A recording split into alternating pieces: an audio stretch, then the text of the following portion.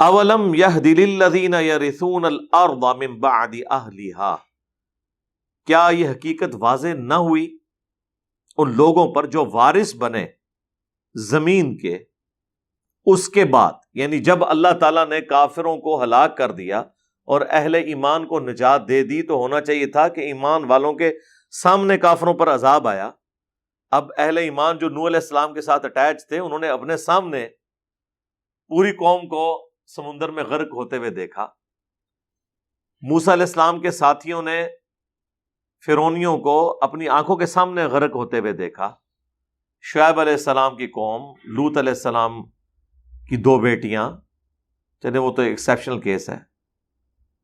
اس کے علاوہ ہود علیہ السلام، صالح علیہ السلام، ان کی قوموں نے اپنے آنکھوں کے سامنے اپنی قوم کے لوگوں کو، اپنے رشتہ داروں کو جو ایمان نہیں لائے ہوئے تھے، تباہ و برباد ہوتے ہوئے دیکھا. تو اللہ تعالیٰ فرما رہا ہے کہ ان کی تباہی کے بعد وارث تو یہ ہوئے تھے نا، تو انہوں نے یہ سب کچھ دیکھا اپنی آنکھوں سے، تو کیا انہوں نے یہ عبرت نہیں پکڑی؟ اَلَّوْ نَشَاءُ أَصَبْنَاهُمْ بِذُنُوبِهِمْ، کہ اگر ہم چاہیں تو سزا دیں انہیں ان کے گناہوں کے سبب. وَنَطْبَعُ عَلَىٰ قُلُوبِهِمْ فَهُمْ لَا يَسْمَعُونَ، اور مہر لگا دیں ان کے دلوں پر اور وہ کچھ سن ہی نہ پائے. میں نے آپ کو پہلے بھی عرض کیا تھا کہ ہمیشہ ایسے ہوا ہے کہ جب کبھی پیغمبر آتا ہے، پیغمبر کے ماننے والے بچا لیے جاتے ہیں، مخالفین غرق ہو جاتے ہیں.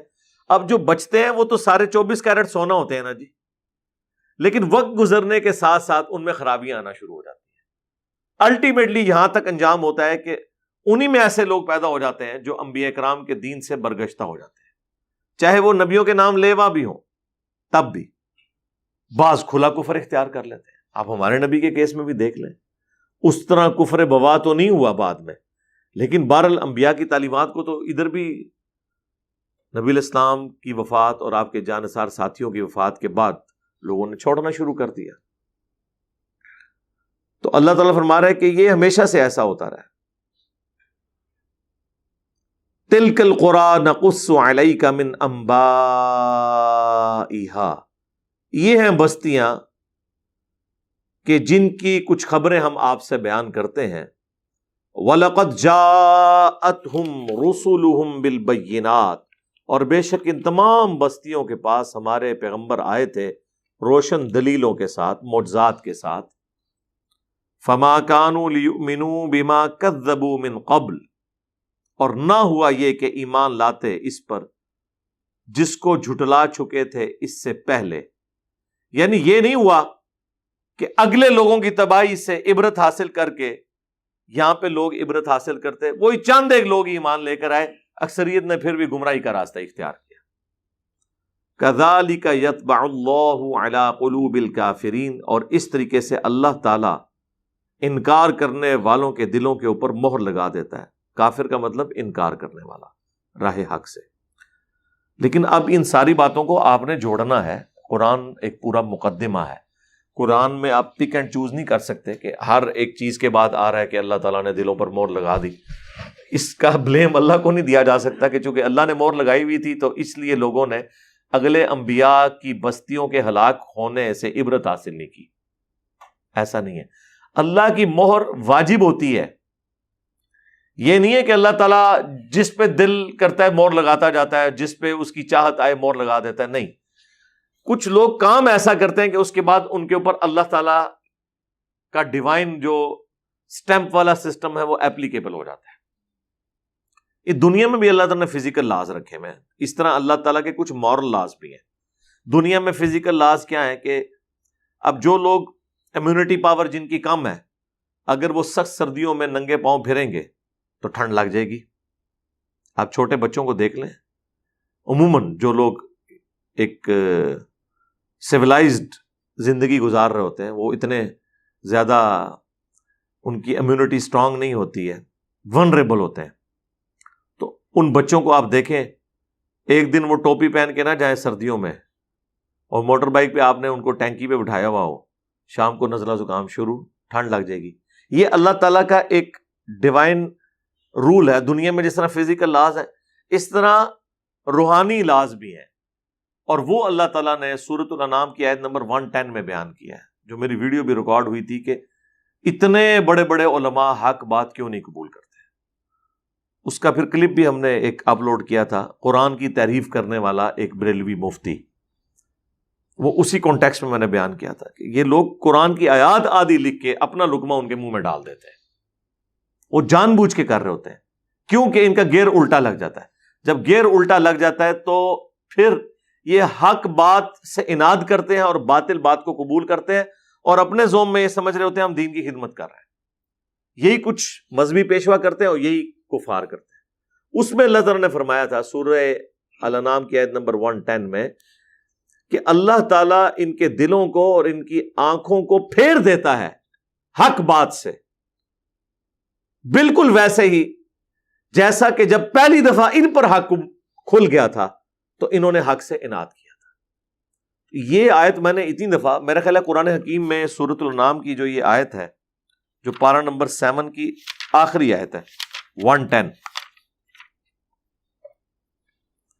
وَنُقَلِّبُ أَفْئِدَتَهُمْ وَأَبْصَارَهُمْ كَمَا لَمْ يُؤْمِنُوا بِهِ أَوَّلَ مَرَّةٍ, اور ہم پھیر دیتے ہیں ان کے دلوں کو, ان کی عقل کو اور ان کی آنکھوں کو اس بات سے کہ وہ حق قبول نہ کریں, جس طرح کہ کما لم یؤمنوا بہ اول مرہ, کہ جب یہ بھی ایمان نہیں لے کر آئے تھے پہلی دفعہ جب ان پر حق کھل گیا تھا تو اللہ کی طرف سے ان پر مہر لگ گئی. وَنَذَرُهُمْ فِي طُغْيَانِهِمْ يَعْمَهُونَ, اور پھر ہم انہیں کھلا چھوڑ دیتے ہیں ان کی گمراہی میں کہ یہ بھٹکتے پھریں. اور پھر وہ گمراہی کا لیول کیا ہے؟ توبہ توبہ توبہ.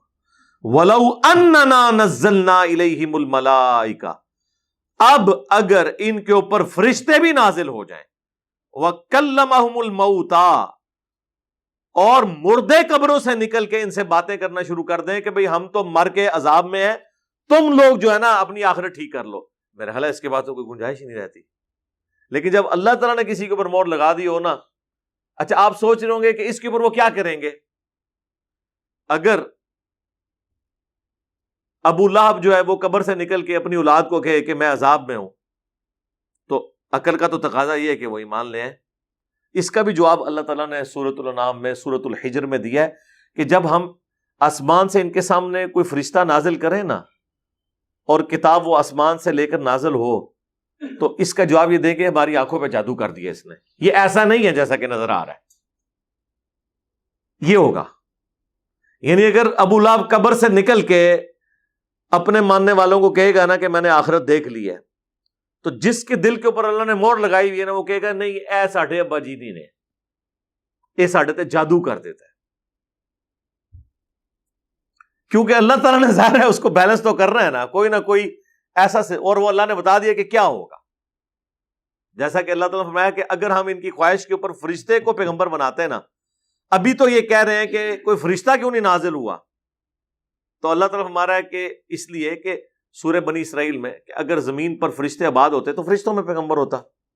اب چونکہ انسان آباد ہیں تو انسانوں میں. پھر اللہ تعالیٰ نے فرمایا کہ اگر ہم ان کی خواہش کے اوپر فرشتوں میں سے پیغمبر بنا بھی دیتے نا, تو پھر یہ کسی اور دھوکے میں مبتلا ہو جاتے. اور میں آپ کو بتاتا ہوں کیا ہوتا. وہ کہتے ہیں یہ تو فرشتہ ہے, اسے کیا پتا کہ جب بھوک لگے تو کیا تکلیف کاٹنی پڑتی ہے, اسے تو پسینہ آتا ہی نہیں ہے, اسے تو نیند آتی ہی نہیں ہے, یہ میرے لیے آئیڈیل کیسے ہو سکتا ہے. یہ بہانہ بھی تو تھا نا تیار.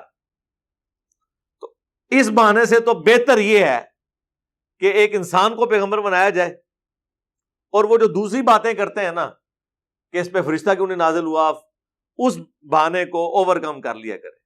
وہی بات پنجابی والی کہ آٹا گوندے ہیں ہلدی کیوں ہے.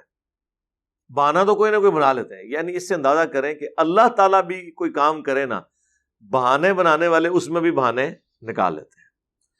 تو یہ ایک چیز واضح ثبوت ہے, یہ ایک ایگزامپل کہ حق بات اگر اللہ بھی بیان کرے تب بھی انکار کرنے والوں کے پاس بے شمار بہانے موجود ہیں. جو ہم پنجابی میں کہتے ہیں کہ دل بے ایمان تے اجتا ٹھیر, کہ اگر دل بے ایمانی پہ اترا ہوا ہو تو لیم ایکسکیوزز اور بہانے اور جھوٹے دلائل بے شمار ہوتے ہیں, کیونکہ آپ نے بات ماننی نہیں ہے. تو اللہ تعالیٰ بھی انسان کی اس مکاری کو تسلیم کر رہا ہے کہ انسان اتنا مکار ہے کہ اگر اس نے میری بات بھی نہیں ماننی ہوگی نا تو اس کے پاس بہت سارے دلائل موجود ہیں. سرکار اگر اللہ کی بات کے اگینسٹ اتنے سارے بہانے لوگوں کے پاس موجود ہیں بھاگنے کے، اسی تو شاہی کوئی نہیں. اس لیے پھر نبی کو بھی کہا گیا کہ وما علینا الا البلاغ، آپ کا کام نہیں ہے سوائے اس کے کہ پہنچا دیا جائے. اللہ تعالیٰ نے سورہ الرعد میں یہاں تک فرمایا کہ اگر ہم قرآن کو اس طرح کی کتاب بناتے ہیں نا کہ قرآن پڑھنے سے پہاڑ چلنا شروع کر دیتے، تب بھی لوگ ایمان نہ لے کے آتے. ہاں جی، کیا کہتے ہیں، ہماری نظر بندی ہو گئی ہے. وہ ایک بہانہ تو ہر جگہ موجود ہے نا. تو یہاں پہ بھی اللہ تعالیٰ فرما رہا ہے کہ ان پہ اگر فرشتے بھی نازل ہو جائیں، مردے ان سے نکل کے کلام کریں، وَحَشَرْنَا عَلَيْهِمْ كُلَّ شَيْءٍ قُبُلًا، اور ہر وہ چیز جس کا ان سے وعدہ کیا گیا ہے ان کی آنکھوں کے سامنے آ جائے، یعنی قیامت بھی قائم ہو جائے. مَا كَانُوا لِيُؤْمِنُوا، تو یہ ایمان نہیں لے کر آئیں گے. إِلَّا أَن يَشَاءَ اللَّهُ، ہاں اگر اللہ ہی چاہے کہ زبردستی کسی کو ایمان دے دے کہ وہ اپنا فتویٰ واپس لے لے، جو مور لگائی ہے وہ اٹھا لے، یا پیغمبر کی دعا قبول ہو جائے. جس طرح کہ صحیح مسلم میں آتا ہے کہ حضرت ابو ہریرہ کہتے ہیں کہ میری ماں بہت گالیاں دیتی تھی نبی الاسلام کو. ایک دن میں بڑا تنگ آیا، میں نے کہا یا رسول اللہ آپ دعا کریں کسی طریقے سے یہ ایمان لے. بس کوئی قبولیت کا وقت تھا، اللہ کے نبی نے ہاتھ اٹھائے. حضرت ابو ہریرہ کہتے ہیں میں نے وہاں سے دوڑ لگا دی، اور جب گھر پہنچا تو میری ماں نے کہا کہ باہر رو، میں غسل کر رہی ہوں اور مجھے رسول اللہ کے پاس لے جاؤ، میں اسلام قبول کروں. اب یہ وہ چیز ہے جو ایک سمجھ لیں دھونس اور زبردستی کے ساتھ اللہ تعالیٰ نے کسی کو ایمان دے دیا، یعنی اس سے مور اٹھا لی. ادروائز اس طرح کے کیسز بڑے کم ہوتے ہیں. تو یہ ایک معاملہ الگ ہے. یہ اللہ نے کہا الا ان یشاء اللہ، ہاں اگر اللہ چاہے نا پھر وہ وقتی طور پہ کسی سے مور اٹھا لے، یہ ایک الگ بات ہے. وَلَكِنَّ أَكْثَرَهُمْ يَجْهَلُونَ، لیکن اکثر لوگ جو ہے نا وہ جہالت کا شکار رہتے ہیں، کم فہمی کا شکار رہتے ہیں. اس حوالے سے ربنا لا تزغ قلوبنا بعد اذ هديتنا وهب لنا من لدنك رحمة انك انت الوهاب. آمین.